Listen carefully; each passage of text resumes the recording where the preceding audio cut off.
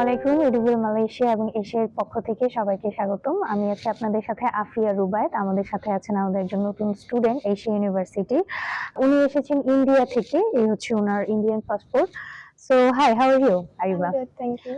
Please introduce yourself. Hi, I'm Ariba. I'm Ariba Abdi, and I'm from Lucknow, India, and I came to Malaysia to study BCIT. Okay, উনি মালয়েশিয়াতে এশিয়াতে bachelor প্রোগ্রামে এসেছেন, bachelor of information and communication technology. So Ariba, please tell me that how is the experience from India to Malaysia? It was pretty exciting, and it wasn't hard.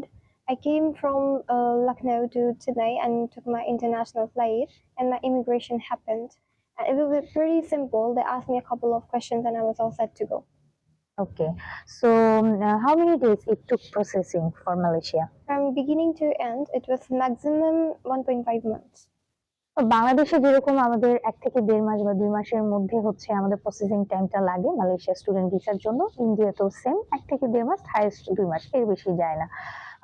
Ariba, can you share me how's our service actually? Uh, I really appreciate the service. It's really efficient and really prompt. Thank you so much Ariba, best wishes for you.